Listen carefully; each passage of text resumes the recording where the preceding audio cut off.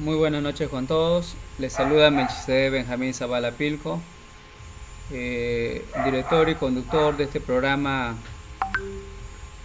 Este programa es denominado Casa Lectora, de que abordamos lo que es la tertulia literaria, un espacio pro lectura. Estamos convencidos que la lectura transforma al ser humano y también que la lectura es una herramienta para la vida, y le damos ya la cordial bienvenida a esta noche de tertulia literaria al escritor, maestro, docente universitario, el doctor Walter Arturo Quispe Cutipa, quien nos va a acompañar en el comentario de la obra El niño de junto al cielo. Es una obra del autor Enrique Congrains Martins. Es peruano este escritor y es merecido la lectura de dicha obra.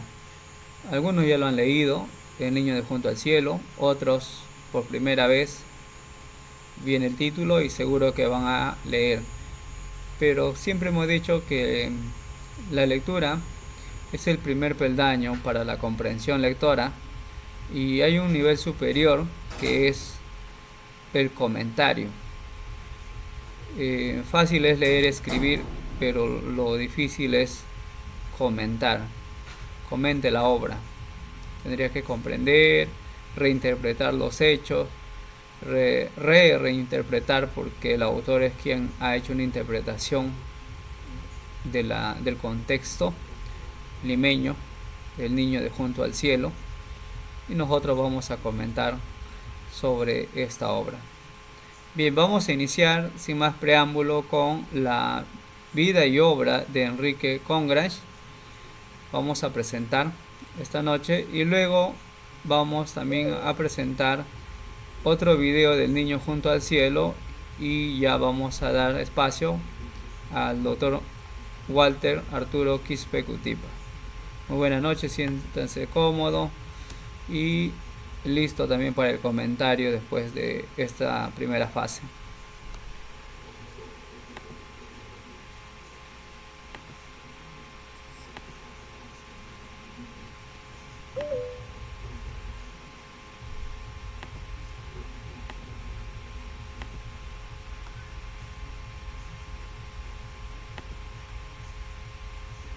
Cómpreme este libro del que soy autor, pasa un rato divertido y ayuda a la literatura peruana. Se presentaba así, paquete en mano, Enrique Congrains, mientras vendía sus obras en la calle. Como prolegómeno para el análisis literario y el contexto histórico, sería importante resaltar quién era Enrique Congrains. Comencemos.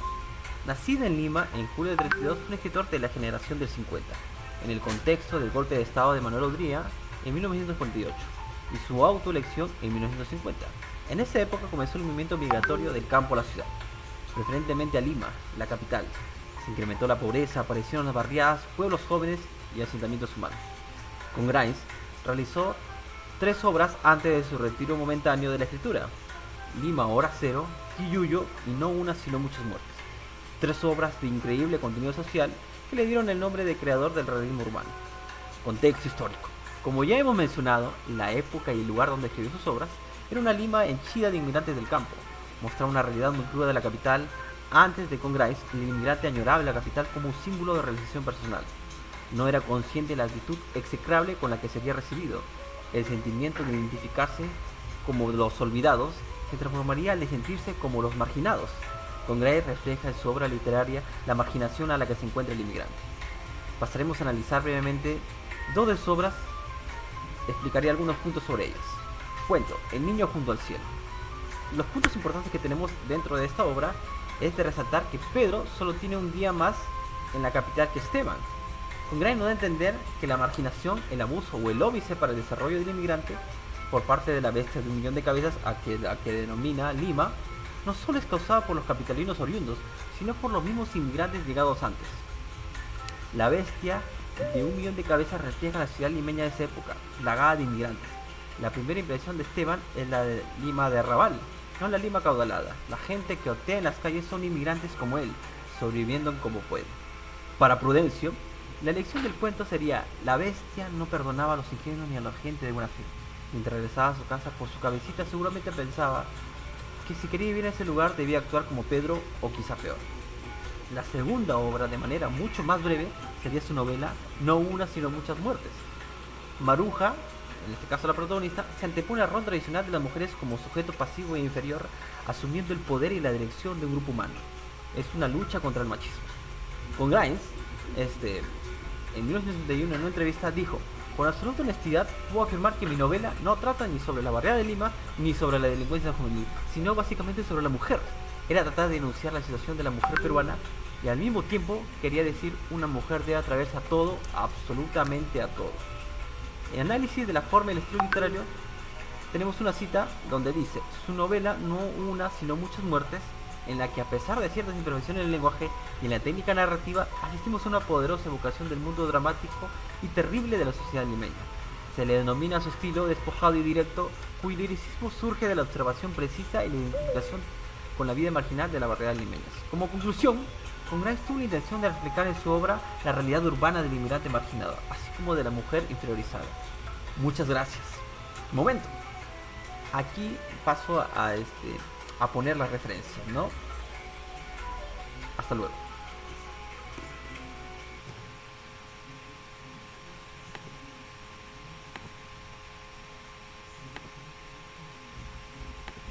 El último en lanzar. Muy bien, hemos observado y escuchado la vida y obra de Enrique Congrains, quien nació en Lima, pertenece a la generación del 50 de los escritores peruanos y que nos ha dejado varias obras, entre ellos El niño junto al cielo. Muy bien, damos la cordial bienvenida al escritor, docente universitario, Walter Quispe Cutipa, quien va a hacer sus saludos al público y luego va a seguir con el protocolo de este espacio de Casa Lectora. Su saludo, maestro Walter Quispe. Muy buenas noches. ¿Podría prender su cámara, maestro? Sí, ya, ok.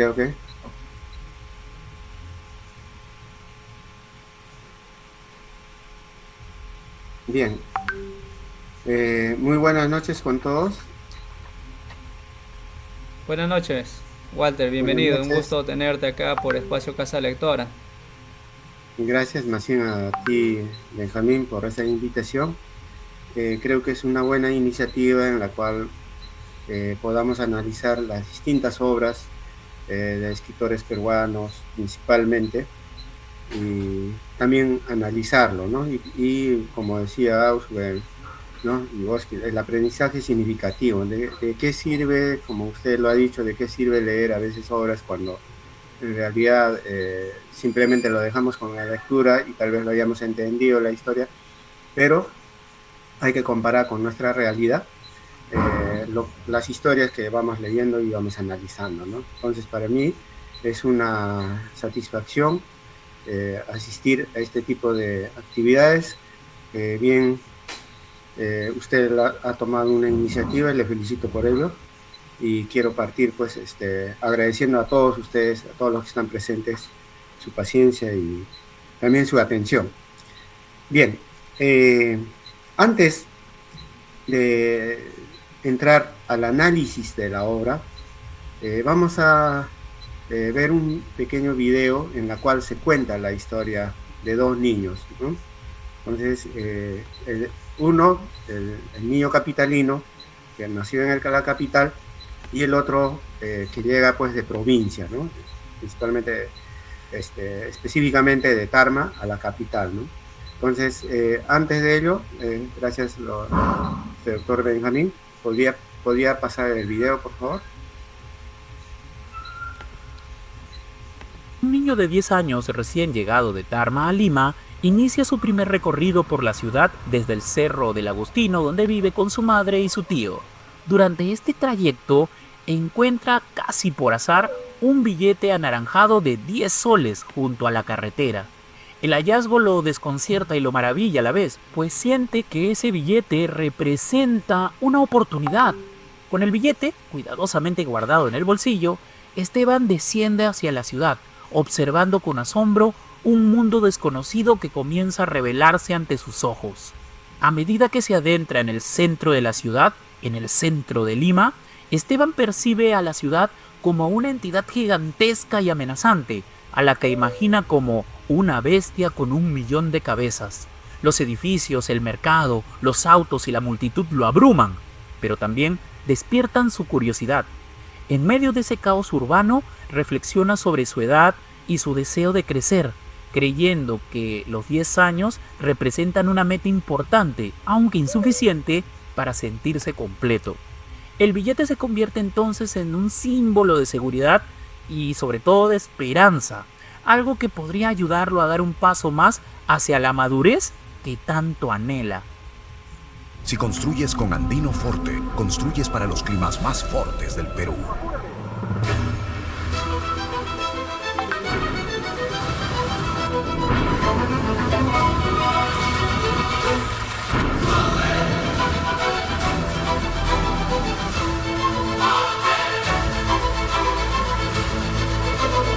Para los climas extremos del Perú, construcciones que duran con Andino Forte, el cemento más fuerte.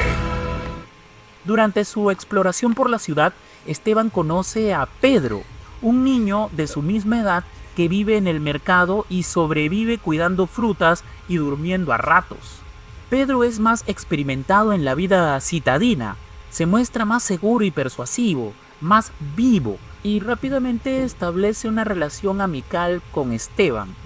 Al enterarse del billete de 10 soles encontrado por Esteban, Pedro le propone invertirlo en un pequeño negocio, comprar revistas para venderlas en el centro de la ciudad y así obtener grandes ganancias. Aunque inseguro al principio, Esteban se deja convencer, seducido por la promesa de multiplicar su dinero y sentirse importante dentro de ese nuevo mundo. Ambos niños se internan aún más en la ciudad, viajando incluso en el tranvía sin pagar, lo que va a reforzar en Esteban la sensación de aventura y de integración a la bestia urbana que es la ciudad. Compran las revistas y comienzan a venderlas en la Plaza San Martín, donde el negocio resulta exitoso. Esteban se siente orgulloso, útil y sobre todo necesario, convencido de que ha tomado una buena decisión y de que la ciudad, aunque inmensa, caótica y violenta, puede ser a veces generosa. Por primera vez siente que forma parte activa de Lima y que el futuro puede ser prometedor. Sin embargo, el entusiasmo se quiebra cuando Pedro le pide a Esteban que vaya a comprar comida mientras él se queda vendiendo la última revista. Esteban obedece sin sospechar nada, totalmente confiado, pero al regresar descubre que Pedro ha desaparecido junto con el dinero y las ganancias. Confundido y angustiado, él permanece durante horas esperando su regreso, preguntando la hora a los transeúntes mientras la tarde se convierte en noche y las luces de la ciudad se encienden. Finalmente, Esteban comprende que ha sido engañado. La traición lo enfrenta de golpe a una realidad dura e implacable. La ciudad no es el espacio amable que imaginó, y la amistad puede ser frágil cuando la necesidad gobierna la vida. Aunque el dolor lo invade, se esfuerza por no llorar, recordándose a sí mismo que ya tiene 10 años. Finalmente, Esteban, solo y desilusionado, se dirige a tomar el tranvía para regresar hacia su cerro de junto al cielo, mientras lleva consigo una experiencia que marcará el fin de su inocencia y el inicio de una comprensión más amarga del mundo. ¿Sabes por qué te trabas cuando te hacen una pregunta en inglés? Porque estás usando un traductor, y no el de Google, sino uno mental. What do you do for a living? Te hacen una pregunta en inglés. Tu mente primero la traduce al español. ¿A qué te dedicas? Después piensas la respuesta en español. Soy diseñador gráfico. Trabajo en ventas. Lo que sea. Y solo ahí...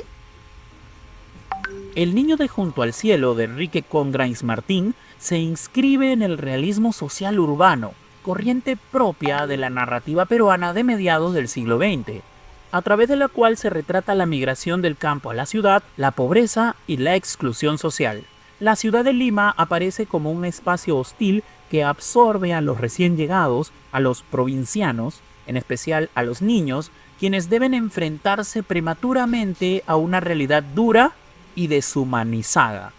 El narrador omnisciente cumple un papel fundamental, ya que permite acceder a los pensamientos y reflexiones íntimas de Esteban. Gracias a esta perspectiva, el lector percibe con claridad la inocencia, el asombro y la inseguridad del protagonista frente a un entorno que no comprende del todo.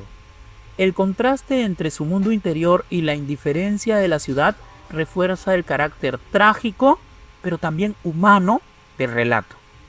El lenguaje empleado es sencillo, cotidiano y aparentemente simple, pero está cargado de símbolos que enriquecen la narración. Por ejemplo, la imagen de la ciudad como una bestia con 1.000.000 de cabezas expresa la masificación, el anonimato, pero también la pérdida de identidad propia del espacio urbano. Del mismo modo, ese billete de 10 soles adquiere un valor simbólico que va más allá del dinero, pues encarna la esperanza, la ilusión y sobre todo el deseo de progresar, de crecer. En un análisis más profundo, el relato puede interpretarse como una crítica a una sociedad que obliga a los niños a madurar de manera abrupta.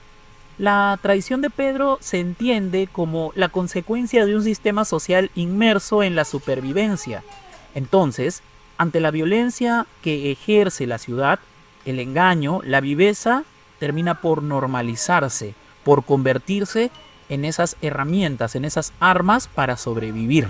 De esta manera, el engaño que sufre Esteban hace referencia al fin de su inocencia y a su ingreso forzado al mundo adulto, además de revelarnos que la ciudad moderna no ofrece igualdad de oportunidades, sino solo la exclusión, la marginación y sobre todo la invisibilización de aquellos que no pueden tener esas oportunidades. Finalmente, el título del cuento alude irónicamente a un espacio ubicado en lo alto del cerro, pero asociado a la pobreza, la precariedad y la exclusión social. Aunque sugiere cercanía con lo divino, el cielo, o con un lugar privilegiado, en realidad remite a vivencias improvisadas, carencias materiales y una vida marcada por la marginalidad. Esta contradicción evidencia el choque entre el sueño urbano que promete progreso y oportunidades y la dura realidad social que enfrentan los migrantes, quienes aún viviendo más cerca del cielo, permanecen alejados de una vida digna y de las promesas de la gran urbe. En suma, el niño de Junto al Cielo no nos va a narrar solo la pérdida de la inocencia de Esteban, sino que construye la ciudad como un verdadero personaje dentro del relato. Lima no solo es un simple escenario, es la presencia activa, dominante y sobre todo deshumanizante que condiciona el destino de quienes la habitan, de quienes llegan del interior del país a buscar un futuro mejor. Por eso se presenta como una fuerza gigantesca que actúa y devora simbólicamente a los más débiles.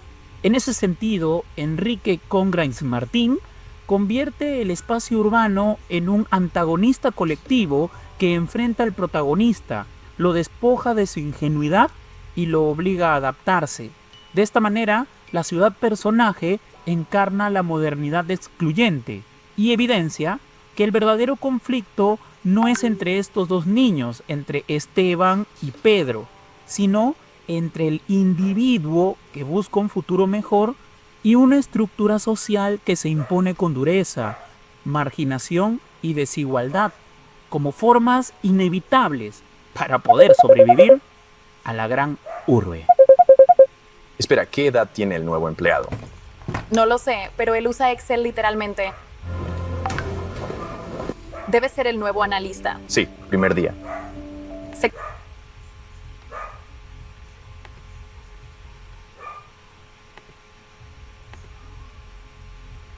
Muy bien, hemos terminado de ver un resumen, se puede decir, sobre esta obra de Junto al Cielo. Muy bien, doctor Walter, puede continuar. Sí, gracias. Miren, efectivamente es un video muy didáctico, didáctico en la cual nos han narrado la historia en sí de la obra Enrique Congreve, ¿no? El cuento el niño de Junto al Cielo. Efectivamente trata pues de la historia de dos niños, uno de ellos que llega de Tarma, el provinciano que llega a la capital, y pues en el afán de conocer cómo es la capital, de todo lo que le habían contado, de todas las maravillas que le habían contado, el niño provinciano efectivamente quiere comprobar pues si eso era real, ¿no?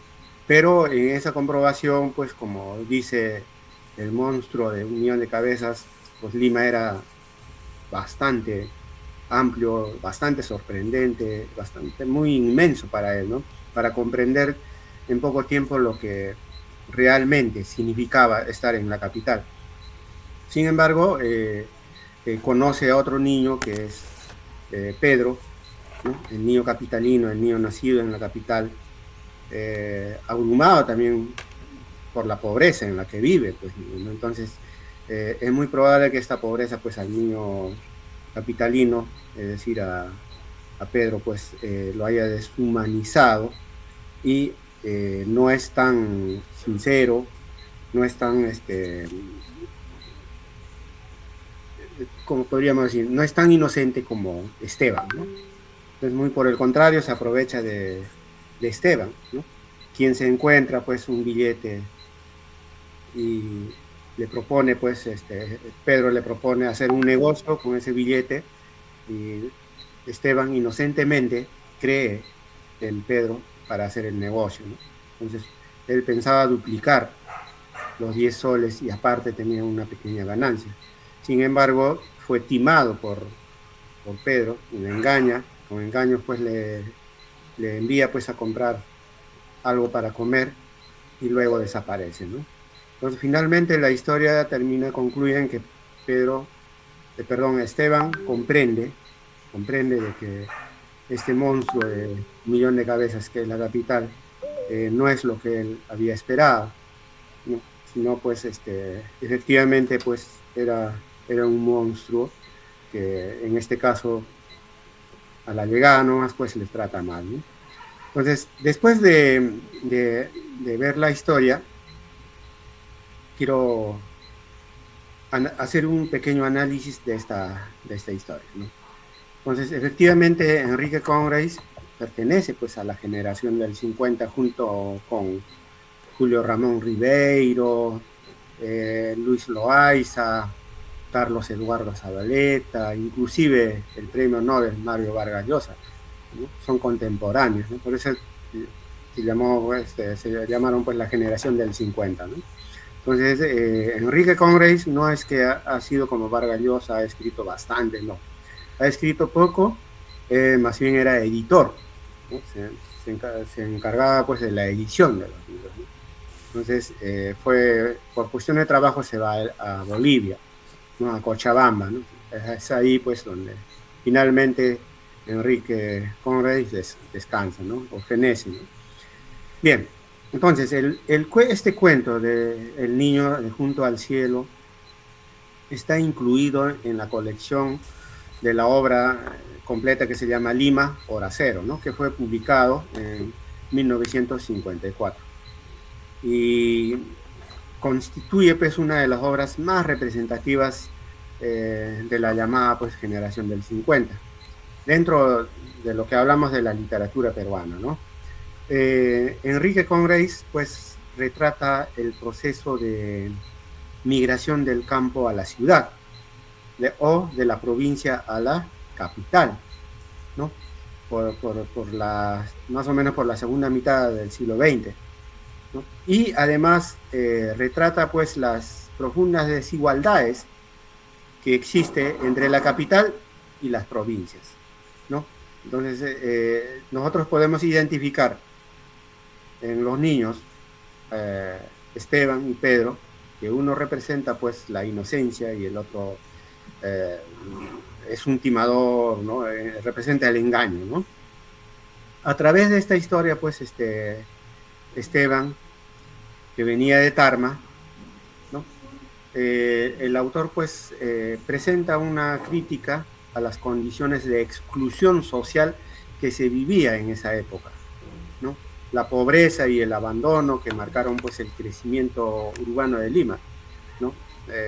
Ustedes saben pues que los famosos cerros fueron ocupadas por los provincianos que llegaron a Lima.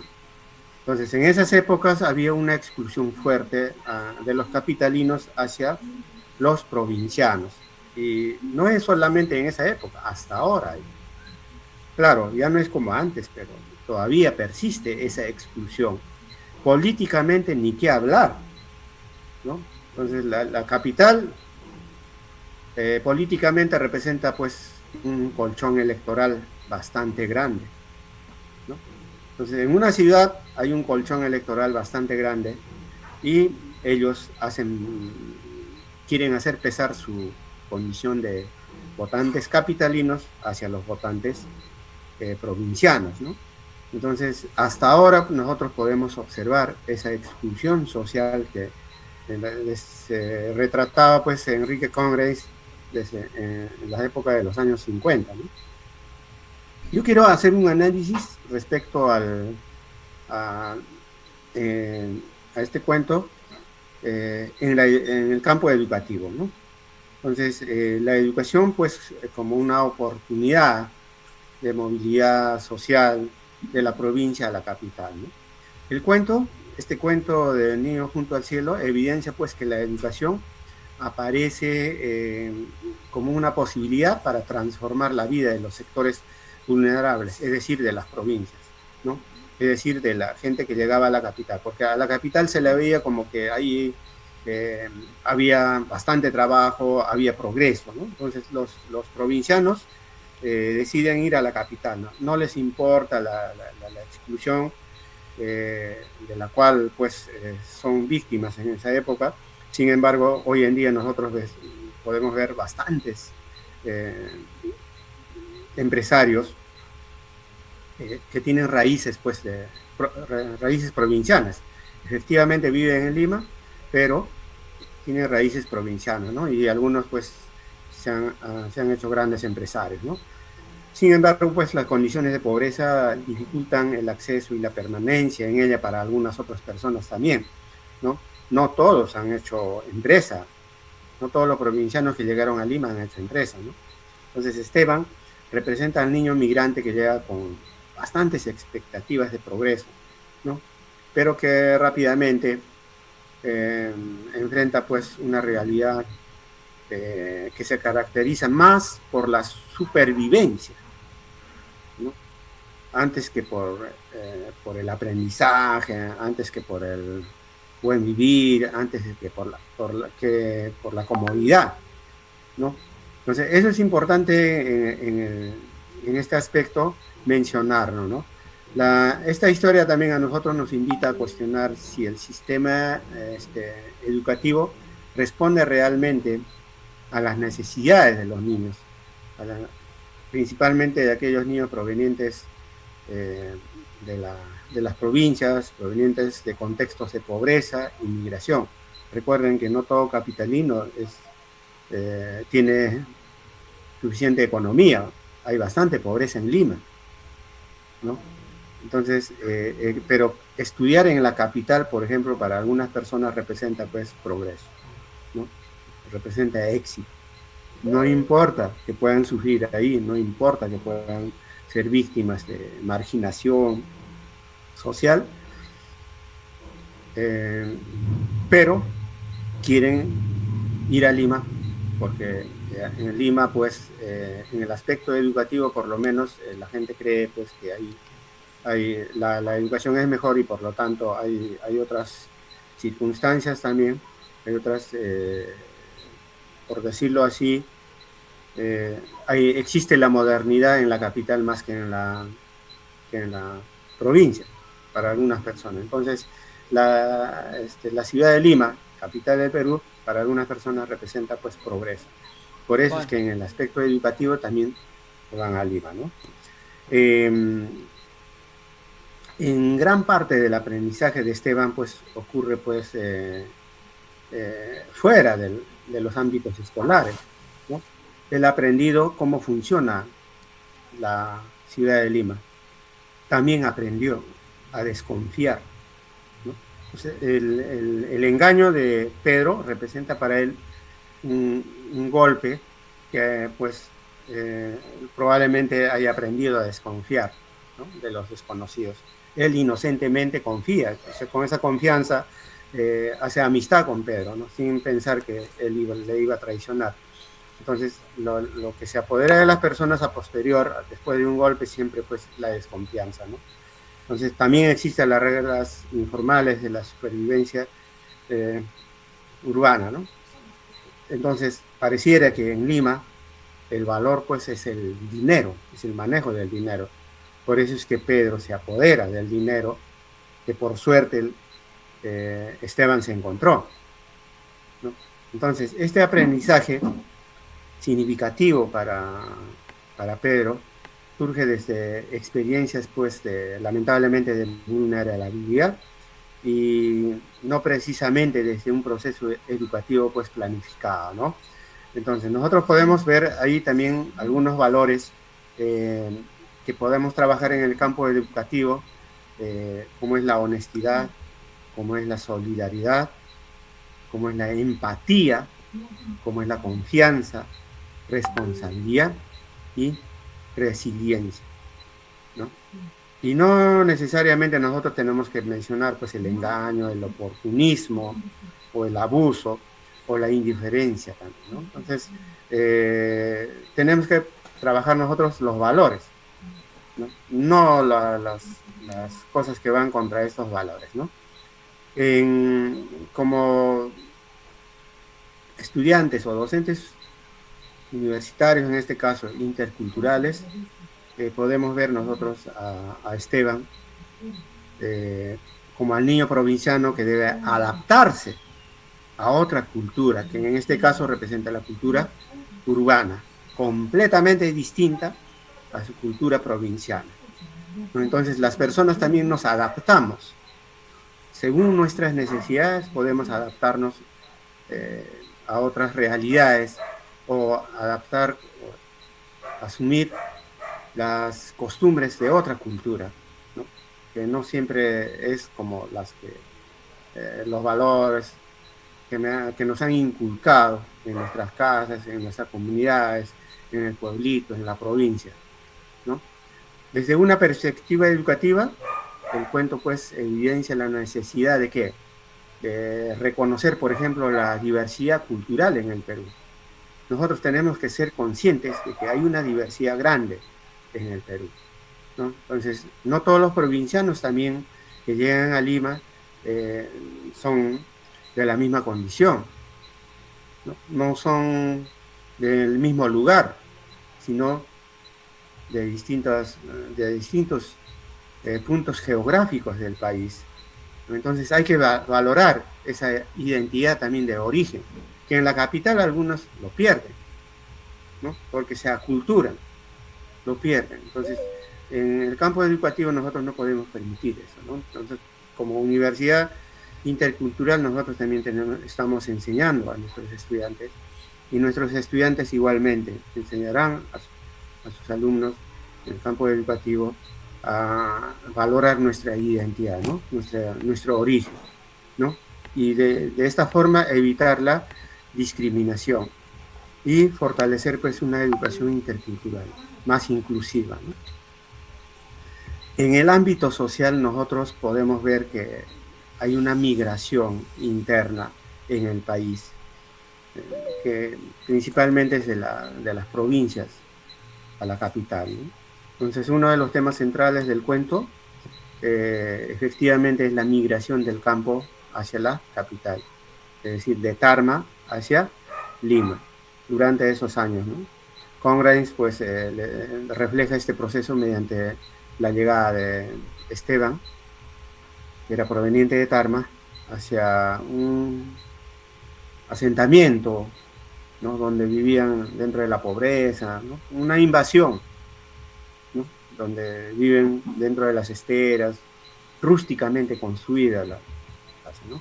Entonces también nos muestra una urbanización pues desordenada, hay un desorden en la urbanización en Lima, ¿no? Entonces es lo que Conrays nos muestra, ¿no? Entonces, ¿por qué hay desorden? Porque hay viviendas precarias, ¿no? Hay invasiones, y en esas invasiones hay ausencia de servicios básicos, y seguramente hay bastante hacinamiento, ¿no? Entonces, el barrio, el cuento del niño de Junto al Cielo, representa prácticamente al barrio de Junto al Cielo, que simboliza la formación de las primeras barriadas limeñas, ¿no? Que es principalmente en los cerros, ¿sí? El Agustino, el Cerro El Pino, no me recuerdo todos los nombres de los cerros. Entonces, prácticamente fue invadida por los provincianos, ¿no? Entonces, por otro lado, Conrays también nos presenta en esta historia la pobreza y la exclusión, ¿no? Entonces, tanto Esteban como Pedro viven en condiciones de pobreza. Pedro, por ejemplo, vive prácticamente en la calle. Él mismo lo dice, ha trabajado desde niño, ¿no? Cuida en los mercados, ¿no? Carece pues de protección familiar. Entonces el autor, a través de esa historia, evidencia cómo es que la pobreza modifica las relaciones humanas y obliga a desarrollar estrategias de supervivencia. Tal vez el engaño o la traición de Pedro, nosotros lo podamos verlo forma de perjuicio, ¿no? Lo negativo, pero para Pedro tal vez no lo sea, porque es una cuestión de sobrevivencia, ¿sí? Porque él vivía en la calle, entonces tenía que sobrevivir en la calle, ¿no? Y para ello se valió pues de la timación, el engaño que le hizo a Pedro, ¿no? Además de eso, Conrays nos hace ver la desigualdad social que existe en Lima, ¿no? El contraste entre Lima imaginada pues por Esteban y la Lima real con el cual él choca. Entonces hay un conflicto ahí. Entonces una cosa imaginada por Esteban de la Lima que representaba pues la esperanza, el progreso, y la otra pues la Lima excluyente, ¿no? La Lima, la ciudad que margina a los provincianos, entre otras cosas, ¿no? ¿Por qué? Precisamente porque hay desigualdades sociales, ¿no? Entonces, la historia misma nos muestra pues la pobreza, la exclusión, ¿no? Nos describe también cómo vive o dónde va a vivir Esteban, ¿no? Esta oposición representa pues las profundas desigualdades que existen dentro de una misma ciudad, como es la capital, ¿no? Entonces, no es que solamente sea una situación de que ha ocurrido en ese entonces. Hasta ahora hay pobreza en Lima, hasta ahora hay marginación, exclusión en Lima, ¿no? Además de ello, hay una niñez vulnerada, ¿no? Se supone que las leyes protegen a los niños, las leyes deben proteger a los niños, pero no, porque en la historia nosotros vemos pues que tanto Esteban como Pedro representan pues una niñez vulnerada. Los niños aparecen como las principales víctimas de esas desigualdades sociales que existían en Lima, ¿no? Esos niños no disfrutan de los derechos que las leyes hoy en día pues supuestamente pues debemos de practicar, debemos de aplicar, ¿no? Educación, protección, salud, vivienda, ¿no? Entonces, la infancia de estos niños está marcada por el trabajo y de alguna forma hay una violencia simbólica, y la necesidad de sobrevivencia, ¿no? Pedro a su manera, Esteban a su manera, ¿no? Entonces, el Estado está ausente acá. Pareciera que no existiera el Estado, Entonces, uno de los mensajes más importantes del cuento es la ausencia del Estado. No existen, pues, políticas públicas visibles que garanticen a estos niños una vivienda digna, la protección infantil o el acceso equitativo a los servicios públicos, porque ciertas partes de Lima tienen todos estos servicios y ciertas partes no. Además de ello, no hay una inclusión social, sino muy por el contrario, hay una exclusión social. También nosotros podemos advertir en la historia el poder del centralismo, ¿no? El poder del centralismo limeño, ¿no? Que hasta ahora sigue existiendo. La historia pues refleja las consecuencias de ese centralismo. Miles de personas han migrado hacia Lima. ¿Por qué? Porque las oportunidades laborales se concentran allí. La educación también. Muchas personas piensan que una buena educación, con toda la tecnología, está en Lima.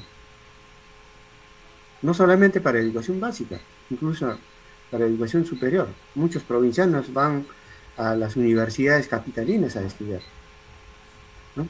Inclusive en algunas privadas la pensión es carísima, pero prefieren hacer un sacrificio y no estudiar en la provincia, sino en la capital, porque para ellos representa el progreso, ¿no? Representa el uso de tecnologías que en las provincias de repente no lo encuentran. Además de ello, nosotros a través de esta historia podemos deducir que no hay pues una inversión pública. Esa inversión pública que el Estado debería hacer es desigual, ¿no? Además, la migración pues no responde únicamente a decisiones individuales, sino porque existe un desequilibrio entre la capital y las provincias.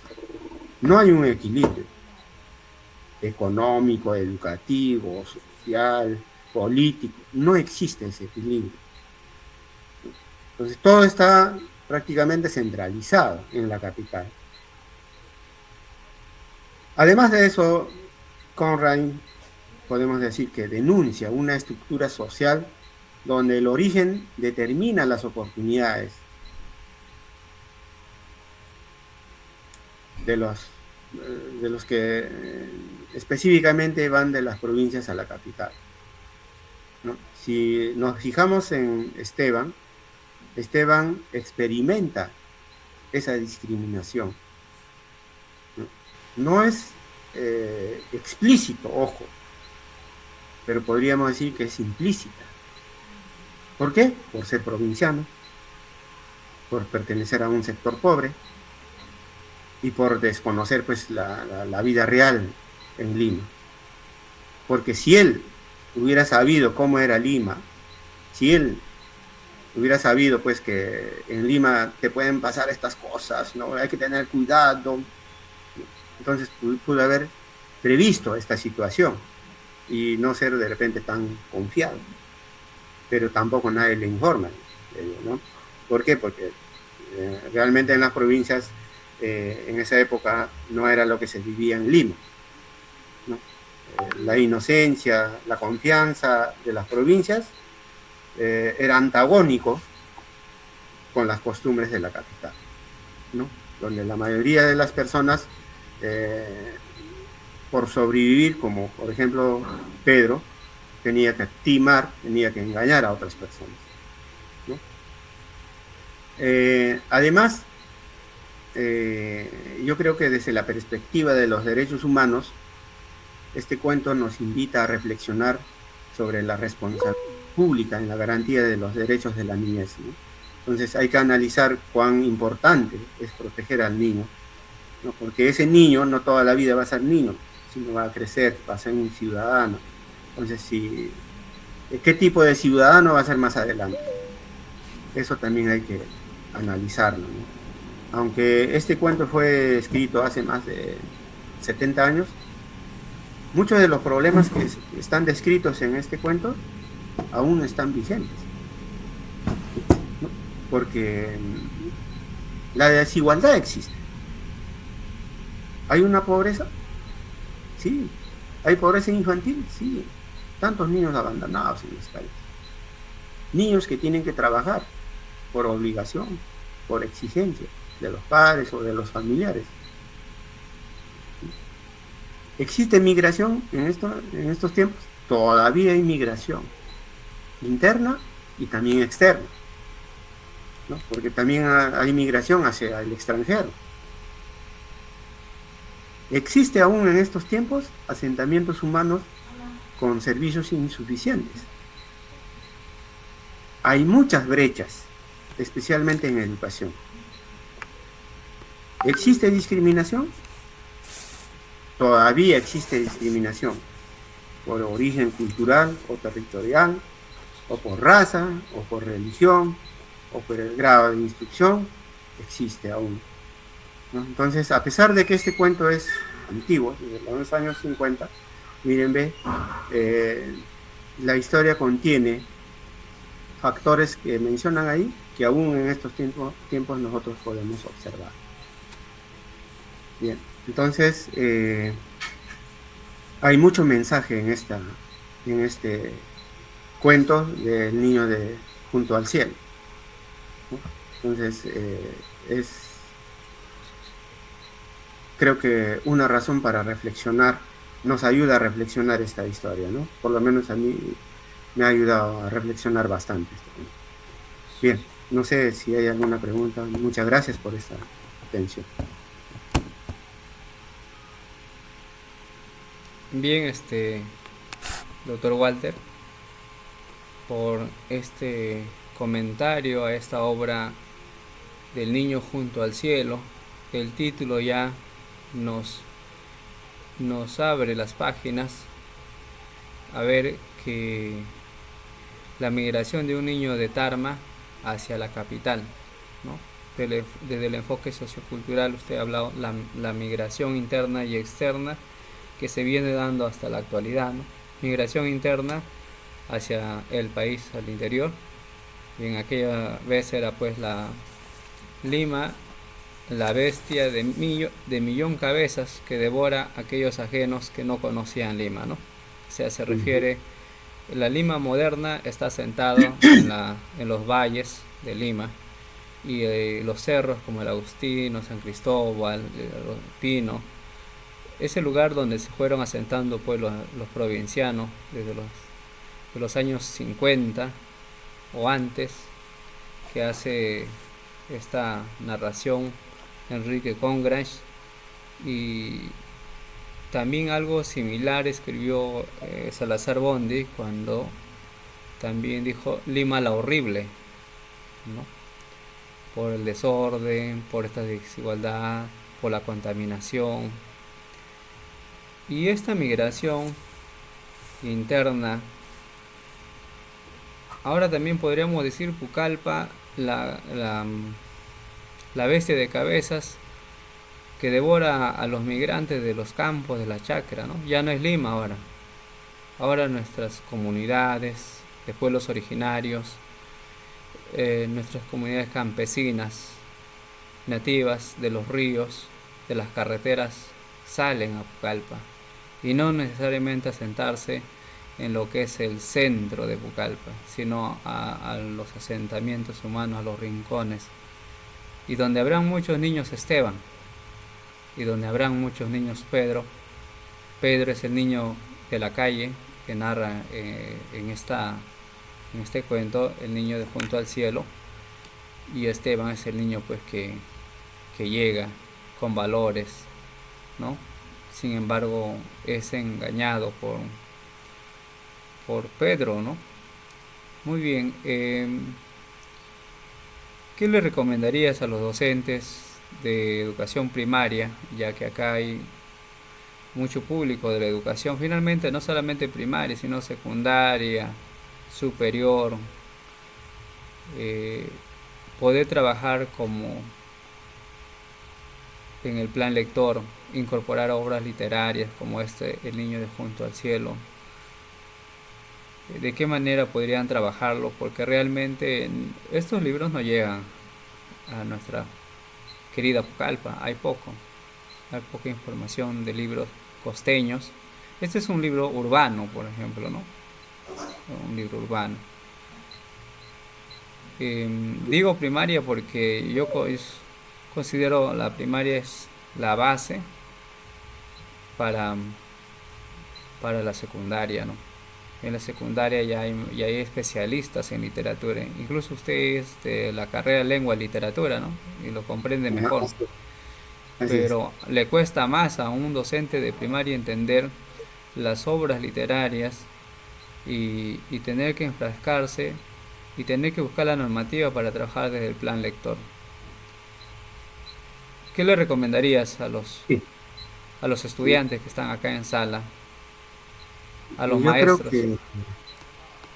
yo creo que en primer lugar yo quiero felicitarle por esta iniciativa, ¿no? Y creo que este tipo de actividades deben ser muy frecuentes porque hoy en día las personas, principalmente los estudiantes, ya no leen como antes, ¿sí? Yo recuerdo, aún cuando era estudiante, que nosotros íbamos por la calle cargados de nuestros libros, ¿no? Mientras más libros tenías, ya la gente te miraba como que eras un gran lector, un gran analista de los libros. Pero hoy en día a nadie le ves cargar libros. Pocos son los estudiantes que se dedican a leer, ¿no? Entonces yo creo que hay que revalorar esta costumbre de leer frecuentemente nuestros ratos libres, perdón, nuestro tiempo de receso, ¿no? Nuestro tiempo de ocio también debería ser incluido para las lecturas, ¿no? Entonces, lecturas como estas y otras también de autores actuales, modernos, ¿no? Debemos de insertar en nuestras currículas de tal manera que el estudiante aprenda a analizar, aprenda a reflexionar, aprenda pues a ponerse en el lugar del otro, o la empatía, ¿no? Valorar pues la resiliencia de las personas y finalmente pues desarrollar el pensamiento crítico en las personas, principalmente en nuestros estudiantes, ¿no? Cosa que se ha perdido, ¿no? Hoy en día los estudiantes, tú le dejas trabajo, muchos de ellos es puro IA, ¿no? La IA es muy buena, hay que aprovechar la tecnología, ¿no? Pero tampoco hay que depender de esa tecnología. Yo creo que sí podemos utilizar la IA, pero no hay que depender de la IA, ¿no? Un amigo mío, un profesional, me decía, no hay que perder nuestra esencia, ¿no? Muy bien, doctor Walter, por esa apreciación. Hoy estamos en la era digital, pero no ha cambiado. El libro físico no puede ser relevado por algo digital, porque el libro lo puedes palpar, lo puedes abrir, al libro lo puedes pesar incluso, ¿no? Con solo adquirir un libro tú sabes el volumen, los retos que te propone, cuantas más páginas, y aún cuando son de menos cantidad de páginas también, porque uno va de pronto va extrapolando, porque un libro te ayuda a extrapolar el contexto en lo que vives, ¿no? Por ejemplo, Enrique Congress es limeño, ¿no? Pero me imagino para escribir esta obra él ha tenido que ver esta realidad, y que usted dijo, esta realidad coexiste en la realidad, por lo tanto son retos para la educación básica regular, las lecturas físicas, y ese proyecto Casa de Lectora pues que anima, motiva, abre, da espacio a la lectura, da espacio a los nuevos libros o a los viejos libros podríamos decir, pero siguen siendo vigentes. No se ha resuelto el tema de desigualdad, el tema de los valores, por ejemplo, todavía coexisten. Entonces es importante la lectura para llevar a reflexionar críticamente al estudiante y que de pronto también le sirve educación para la vida, como decía Sergio Tobón, una educación real, ¿no? Que ya vayan conociendo a Enrique Congrains, empiece con El niño junto al cielo, vayan buscando qué otras obras de Enrique Congrains hay y puedan ir narrando o también leyendo, narrando y comentando estas obras para desarrollar el pensamiento crítico que hoy en día se busca bastante desde los primeros años de vida, ¿no? Como lo que es la infante en la primaria. Muy bien, tenemos en este espacio también a Maribel, la autora, va a tener participación. Bienvenido, le invitamos, está en sala.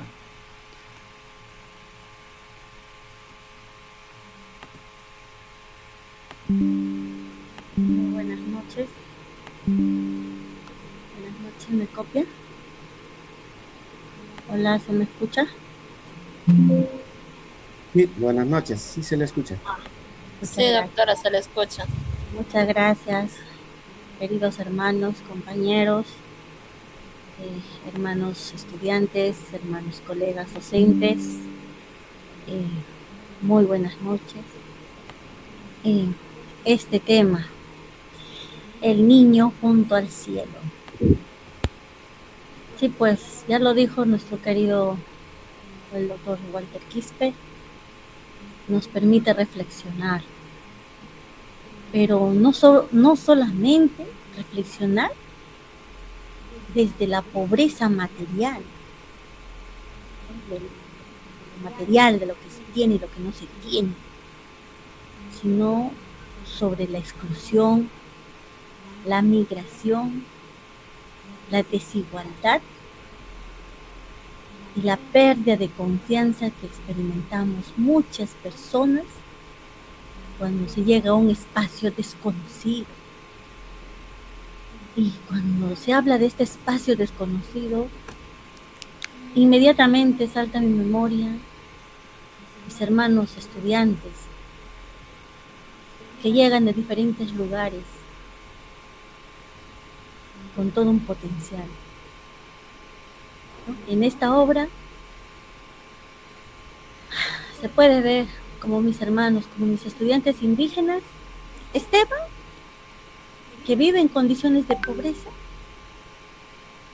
posee iniciativa como mis estudiantes, posee curiosidad, posee capacidad para observar y deseos, profundos deseos de progresar. Pero el problema, ¿cuál es el problema?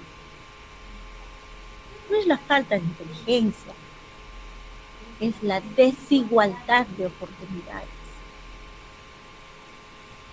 Y lo más lógico es que habiendo profesionales que también han pasado por lo mismo, profesionales que han sufrido, que ha sido difícil para muchos de ellos salir adelante, estén ausentes, estén silenciados y no protegen y no orientan a nuestros estudiantes. Porque nuestros estudiantes llegan a UNIA con grandes conocimientos, con capacidades, ellos llegan con sueños, pero ¿qué enfrentan en UNIA? Carencias económicas, dificultades de albergue, alimentación insuficiente y, para variar, discriminación lingüística. Ellos ya sufren la lejanía de estar a días de sus familias, pero enfrentan la indiferencia de sus docentes. No, tú has venido a estudiar, así que compra los materiales porque los compras. No debemos confundir, queridos colegas, hermanos, pobreza con incapacidad.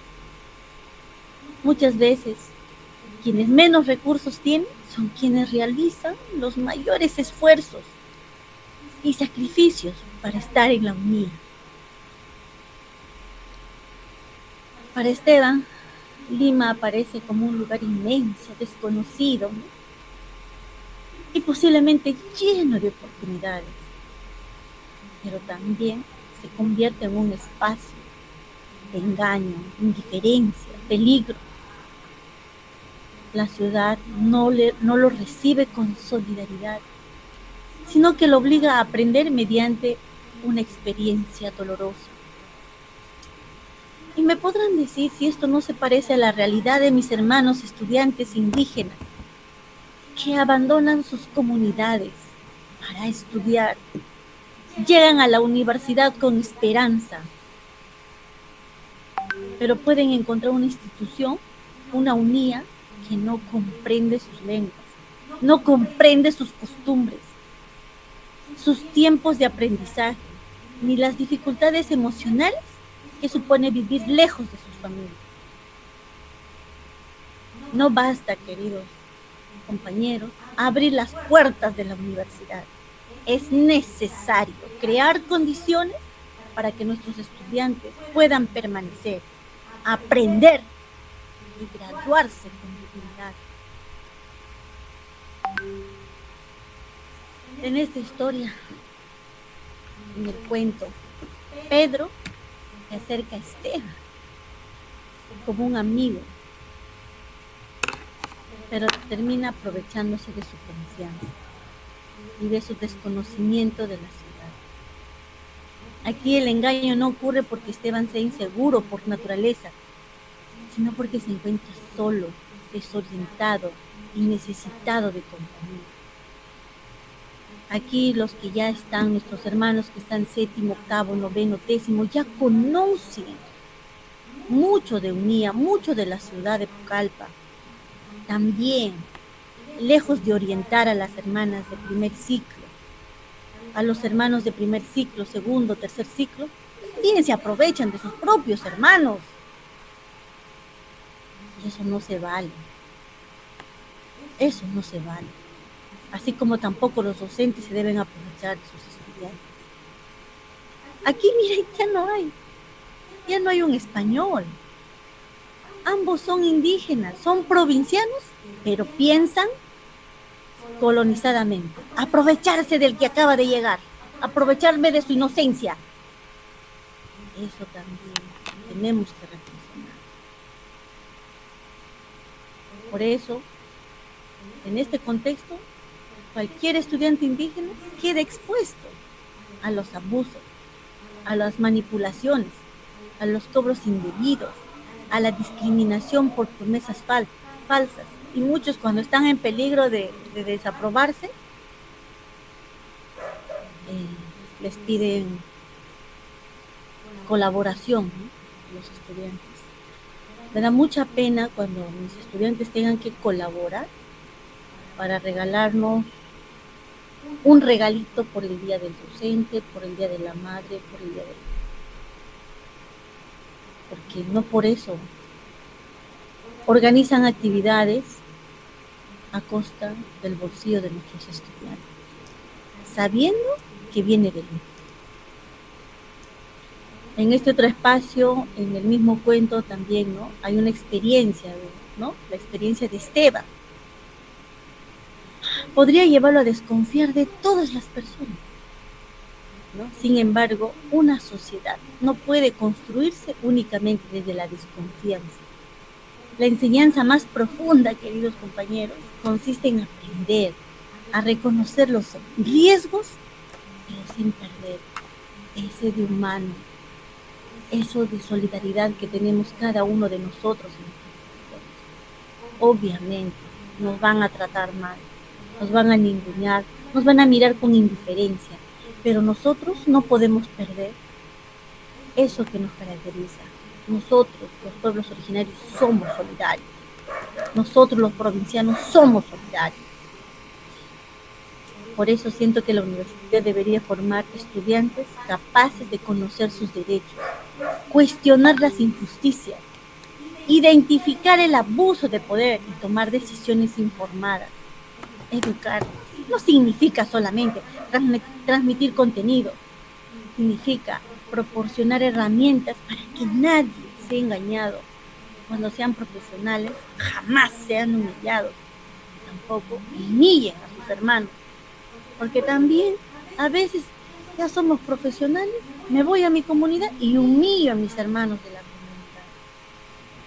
El mismo maltrato que recibo en mi unidad, ahora yo lo hago y lo llevo a mi comunidad. Ahí tenemos que ser cautos, queridos hermanos, queridos estudiantes, ser inteligentes. La pobreza no puede ser considerada exclusivamente como un problema personal del estudiante y decirle al estudiante que debe esforzarse más. Eso sí resulta injusto. Cuando no tiene dinero para alimentarse, sí resulta injusto cuando no tiene dinero para comprar sus materiales, cuando no tiene para pagar un transporte, cuando no puede ni siquiera acceder al internet o alquilar una habitación segura y digna de un estudiante.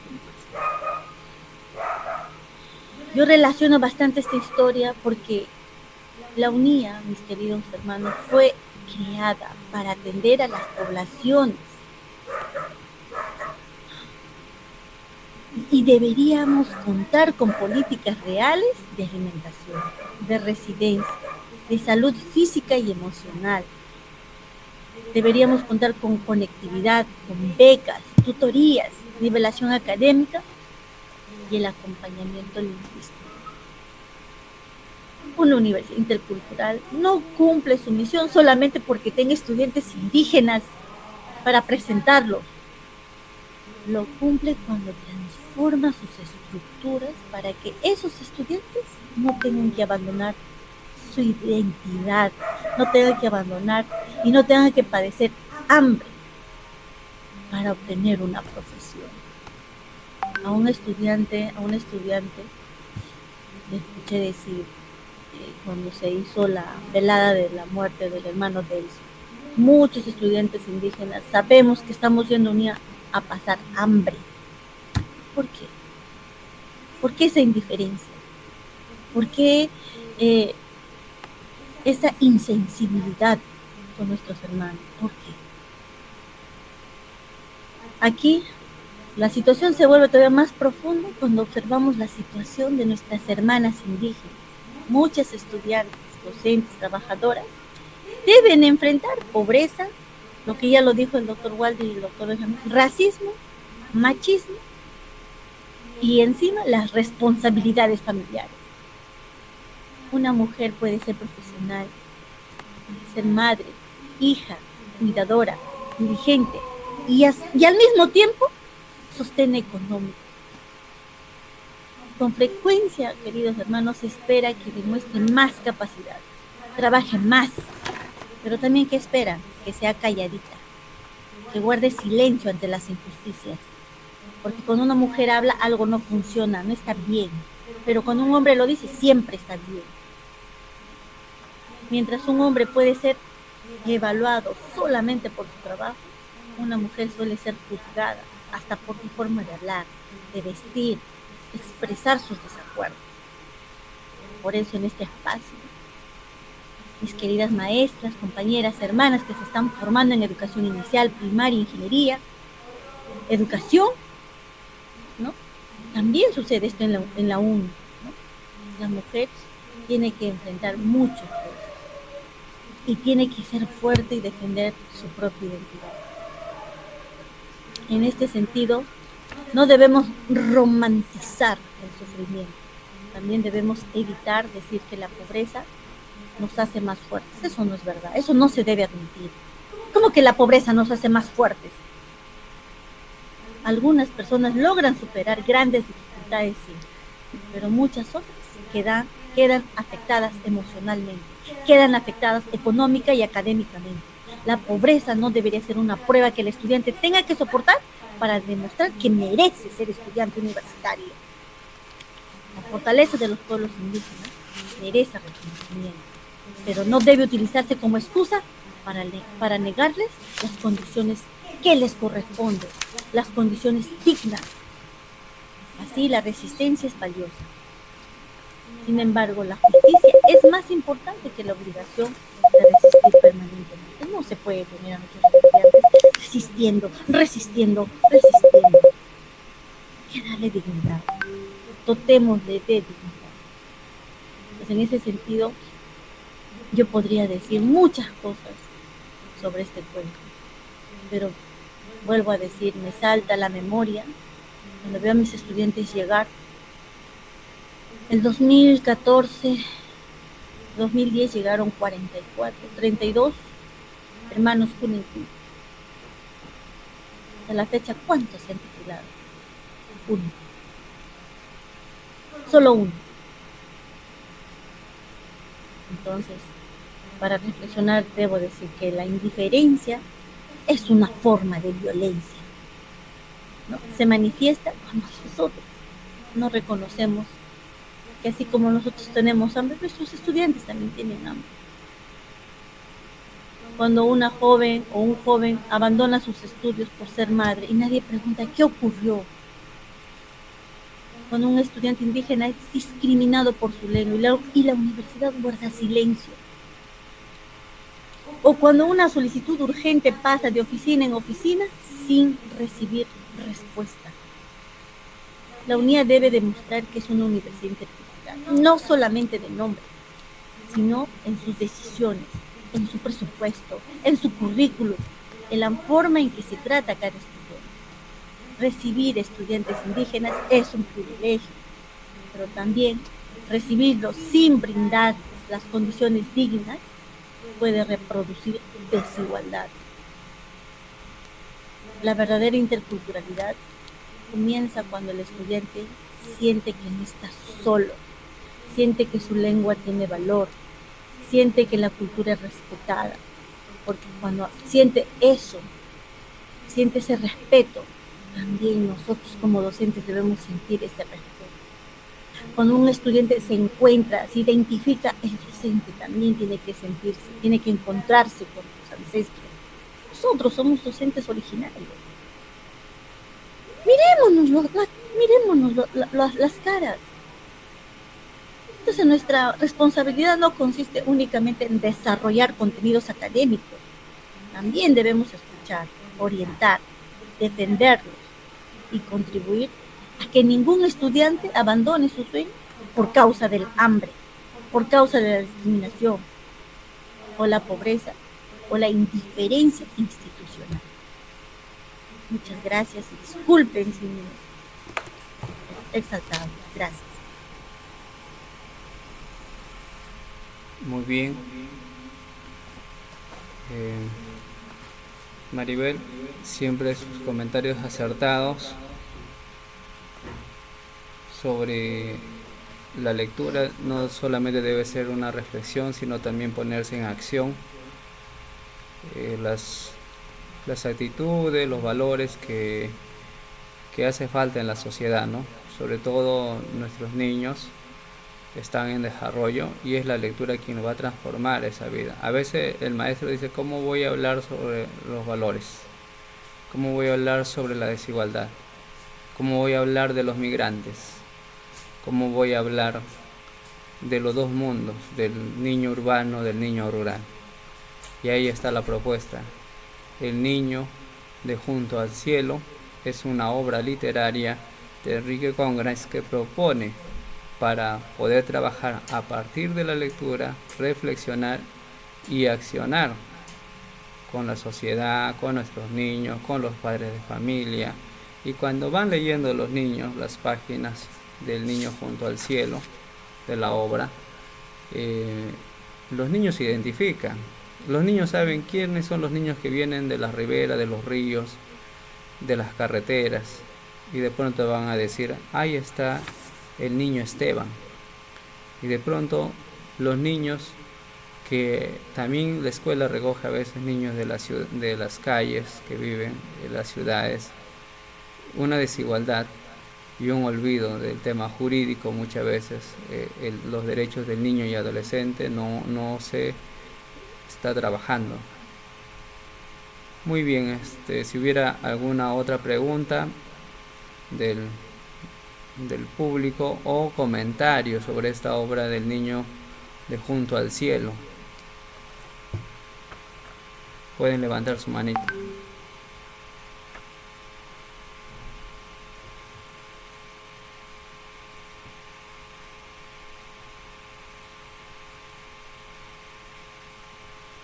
Bien, doctor Walter Arturo Cutipa,